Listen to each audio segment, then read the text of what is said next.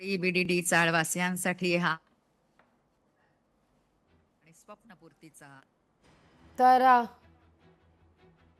इमारतीच्या मुख्य द्वाराच्या इथे बांधलेली ही रिबीन, ही फीत कापत राज्याच्या मुख्यमंत्र्यांकडून खऱ्या अर्थानं या ठिकाणी उद्घाटन या वास्तूचं.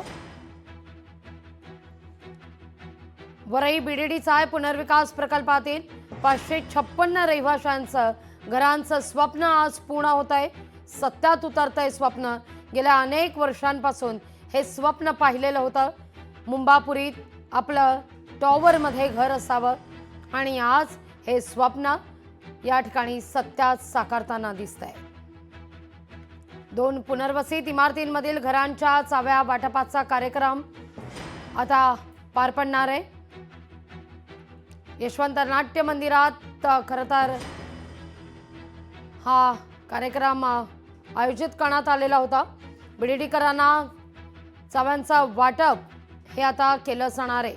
मुख्यमंत्र्यांच्या हस्ते या कार्यक्रमाला सुरुवात होईल. या ठिकाणी आपण पाहतोय या त्याच इमारतीच्या लिफ्ट आहेत, ज्या लिफ्टमधून राज्याचे मुख्यमंत्री दाखल होत आहेत कार्यक्रमास्थळी, ज्या ठिकाणी आता चाव्यांचं देखील वाटप केलं जाईल. अतिशय प्रशस्त अशी ही लॉबी इमारतीची.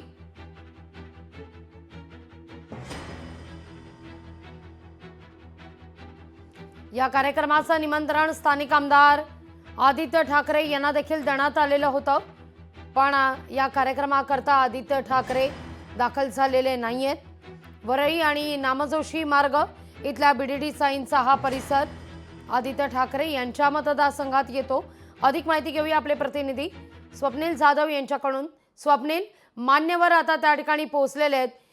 आपण पाहतोय मंगलप्रभात लोढा, नीलम गोरे, राज्याचे उपमुख्यमंत्री एकनाथ शिंदे, मुख्यमंत्री देवेंद्र फडणवीस, उपमुख्यमंत्री अजित पवार कार्यक्रमास्थळी दाखल.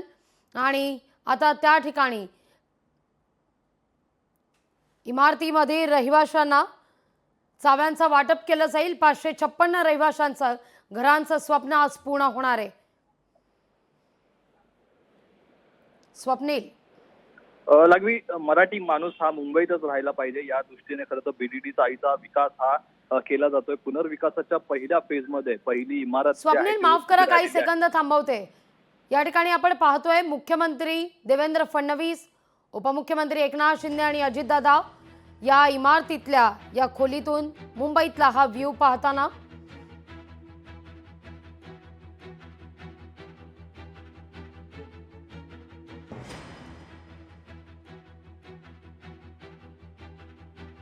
अतिशय प्रशस्त अशा या खोल्या, ही लॉबी इमारतीची. बीडीडीच्या चावी वाटपाचा आज कार्यक्रम आणि मुख्यमंत्र्यांच्या उपस्थितीत हा कार्यक्रम आता संपन्न होतोय.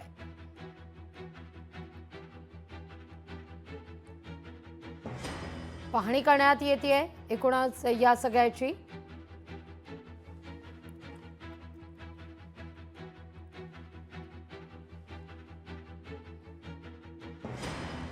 पाचशे 56 रहिवाशांचं घरांचं स्वप्न पूर्ण होणार आहे. स्वप्नील, लागवी 556 मराठी माणूस या ठिकाणी मराठी माणसांच्या घराचं स्वप्न हे पूर्ण होणार आहे. बीडीडी चाळीमध्ये पहिला फेज हा बनून झालेला आहे. पहिल्या फेज मधील 556 रहिवाशांना आज चावी वाटप करण्यात येणार आहे. गेल्या अनेक वर्षांपासून या प्रकल्पाचे अपडेट जे होते ते मुख्यमंत्री देवेंद्र फडणवीस असतील, मुख्यमंत्री तत्कालीन मुख्यमंत्री उद्धव ठाकरे असतील किंवा यापूर्वीचे मुख्यमंत्री एकनाथ शिंदे असतील हे घेत होते. आदित्य ठाकरे यांच्या मतदारसंघामध्ये हा खरं तर प्रकल्प येतो. आदित्य ठाकरे सुद्धा मंत्री असताना या प्रकल्पाला सुरुवात झाली होती. त्यामुळे अनेक दौरे, अनेक पाहणी दौरे हे आदित्य ठाकरे यांनी घेतले होते.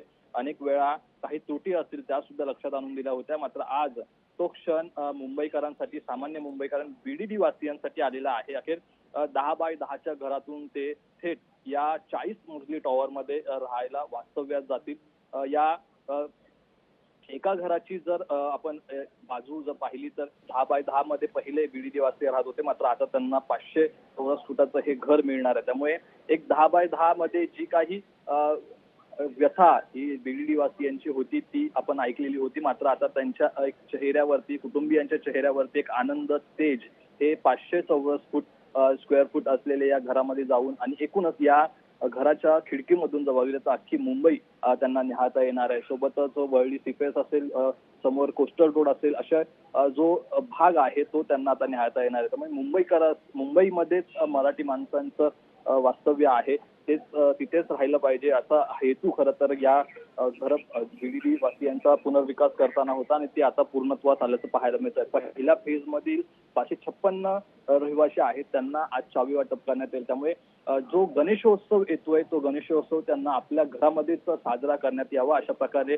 सर्व प्रयत्न सुरू होते. आदित्य ठाकरे यांनी सुद्धा यासाठी पत्रव्यवहार केला होता आणि अनेक वेळा याचा पाठपुरावा सुद्धा केला होता. त्यामुळे आता गणेशोत्सव असेल किंवा 15 ऑगस्ट हे झेंडावंदन असेल ते त्यांना आपल्या घरामधूनच करता येणार आहे. त्यामुळे एक त्यांच्या सुद्धा जे कुटुंबीय आहेत त्यांच्या सुद्धा चेहऱ्यावरती आनंदाचं वातावरण आहे. कारण यंदाचा गणपती जो आहे तो नव्या घरामध्ये स्थानापन्न करण्यात येणार आहे. त्यामुळे गेल्या अनेक वर्षांपासून जे या घरासाठी प्रतीक्षा करत होते, मग त्यामध्ये प्रौढ असतील किंवा तरुण मुलं असतील, मुली असतील, अनेकांचं या ठिकाणी आपण गेल्या अनेक दिवसांमध्ये जर आपण प्रतिक्रिया पाहिल्या, यावेळेला ज्यांचं घर ज्यांच्या नावावरती झालं त्यांना जे कागदपत्र देण्यात आले तेव्हा सुद्धा काहींनी आनंदाश्रू त्या ठिकाणी व्यक्त केले होते. काहींनी असं सुद्धा आठवणीमध्ये सांगितलं होतं की हे जेव्हा घर तुटलं होतं तेव्हा नवीन घराची स्वप्न होती, मात्र नवीन घर हे मिळण्यापर्यंत काही जणांनी साथ सोडली होती. मात्र या सर्व आठवणींसह आता जे बीडीडी मधील जे रहिवासी आहेत ते या नव्या घरात जाताना आपल्याला पाहायला मिळतील आणि एकूण या घरासाठी लागलेला खर्च हा जरी राज्य सरकार आणि महानगरपालिका किंवा MMRDA म्हाडा यांच्या मार्फत झाला असला तरी एकूण मराठी माणसांचं वास्तव्य मुंबईत कशाप्रमाणे होईल याची ही एक सुरुवात आहे असं देखील सांगण्यात येत आहे. लागवी स्वप्नील, ज्या काही 2 घरांची स्वतः दस्तूरखुद्द मुख्यमंत्री देवेंद्र फडणवीस, उपमुख्यमंत्री एकनाथ शिंदे, अजितदादा यांनी पाहणी केली, सगळ्या मान्यवरांनी 2 घरांची पाहणी केली, कसं बांधकाम झालंय, कसा व्ह्यू दिसतोय या खिडकीतून मुंबईतला, ही जी पाहणी करण्यात आली त्या घरातली माणसं फार लकी म्हणायला हवी. स्वतः मुख्यमंत्री यांच्या उपस्थितीत हा गृहप्रवेश होणं यासारखं दुसरा योग नाही. लागवी नक्कीच याचा दुसरा योग नाही, कारण या ठिकाणी राज्य मंत्रिमंडळाचे सर्व दिग्गज मंत्री नेते सुद्धा या ठिकाणी आहेत. मुख्यमंत्र्यांसह दोन्ही उपमुख्यमंत्री आहेत, सभापती नीलम गोरे सुद्धा आहेत, त्याचप्रमाणे दोन्ही पालकमंत्री या ठिकाणी उपस्थित आहेत. मुंबई शहराचे पालकमंत्री या ठिकाणी उपस्थित आणि त्यांच्या उपस्थितीमध्ये हा सगळा गृहप्रवेश झालेला आहे.